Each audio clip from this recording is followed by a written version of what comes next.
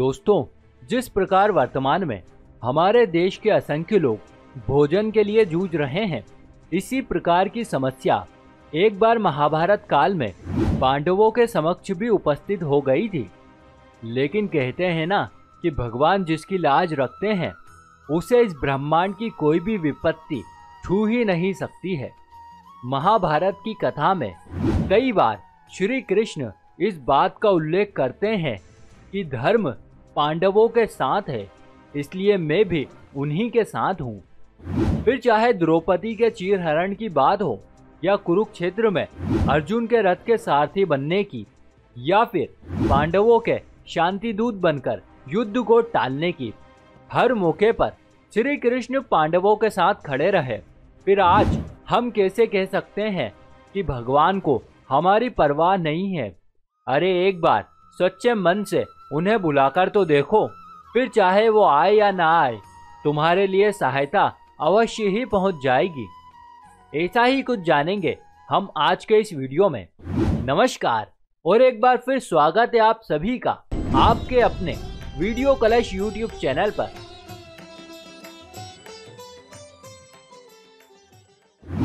युद्ध कीड़ा में छल से दुर्योधन के हाथों सब कुछ गंवा देने के पश्चात जब पांडव द्रौपदी के साथ 12 वर्षों के लिए जंगल में रहने चले गए थे, तब उनकी भेंट कई साधु संतों से हुआ करती थी। उनके यहाँ आए दिन भ्रमणशील सन्यासियों का तांता लगा ही रहता था। अब पांडवों सहित द्रौपदी के समक्ष यह समस्या उत्पन्न हो गई कि वे स्वयं के लिए भोजन प्राप्त करने में असमर्थ हैं। ऐसे में वे उन सैकड़ों आगंतुकों के लिए भोजन कहां से एकत्र करेंगे? इसी समस्या के निदान हेतु महाराज युधिष्ठिर ने पुरोहित धौम्य के कहने पर भगवान सूर्य के 108 नामों की आराधना शुरू की। वे इन नामों का बड़ी ही आस्था के साथ जप करने लगे। उधर दुर्योधन हस्तिनापुर के राजभवन में सभी प्रकार के सुखों का भोग कर रहा था, परंतु इतना सुख होने के बावजूद भी वो पांडवों को नीचा दिखाने का एक भी अवसर नहीं छोड़ता था। वो हर दिन उन्हें परेशानी में डालने के लिए नए नए अवसर खोजते ही रहता था। ऐसे में एक दिन क्रोधी स्वभाव वाले श्राप देने के लिए विख्यात महर्षि दुर्वासा हस्तिनापुर पधारते हैं। इस अवसर को उचित जानकर दुर्योधन उनकी सेवा में पूरे मन से लग जाता है। तत्पश्चात इस सब से प्रसन्न होकर मुनिवर उसे वर मांगने के लिए कहते हैं। इस पर वो कपटी उनसे कहता है कि हे मुनिवर, मुझे स्वयं के लिए कुछ नहीं चाहिए, परंतु यदि आप मुझ पर प्रसन्न हैं तो जैसे आपने मुझे सेवा का अवसर दिया है, वैसे ही एक बार पांडवों को भी यह अवसर प्रदान कीजिए, ताकि वे भी आपकी सेवा करके आपका आशीर्वाद प्राप्त कर सकें।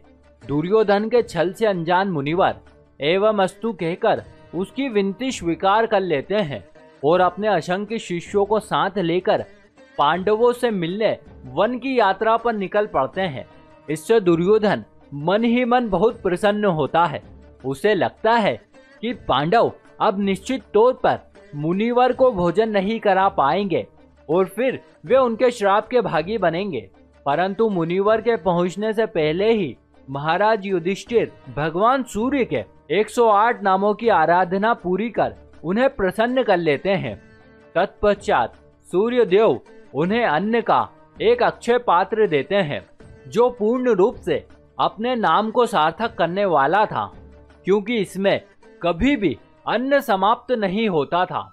तत्पश्चात पांडवों सहित द्रौपदी असंख्य आगंतुकों को भोजन कराने लगी, लेकिन इस पात्र की सीमा ये थी कि उससे तभी तक भोजन प्राप्त किया जा सकता था जब तक कि द्रौपदी भोजन ना कर लें, और द्रौपदी के भोजन कर लेने के बाद ये पात्र उस दिन के लिए अनुपयोगी हो जाता था और फिर अगले दिन ही भोजन प्रदान करता था।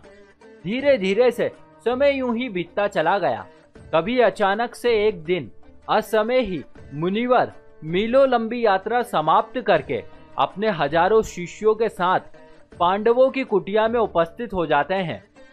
तत्पश्चात युधिष्ठिर बड़े ही प्रसन्न चित्त से क्रोधी स्वभाव वाले दुर्वासा ऋषि का आतिथ्य सत्कार करते हैं। इस पर मुनिवर धर्मराज को आशीर्वाद देकर कहते हैं कि वे कुछ ही समय में गंगा नदी में स्नान करने के पश्चात उनकी कुटिया में पुनः लौटकर अपने असंख्य शिष्यों के साथ भोजन ग्रहण करेंगे। इतना कहकर वे नदी की ओर चल देते हैं। इधर पांडव गहन चिंतन में डूब जाते हैं। वे सोचने लगते हैं कि जब महर्षि स्नान आदि करके अपने शिष्यों के साथ कुटिया में पधारेंगे तो वे उन्हें क्या परोसेंगे, क्योंकि अक्षय पात्र से उन्होंने आज के दिन का भोजन पहले ही प्राप्त कर लिया है और वे किसी भी मूल्य पर आतिथ्य सत्कार का उल्लंघन करके महर्षि के क्रोध का भागी नहीं बन सकते थे।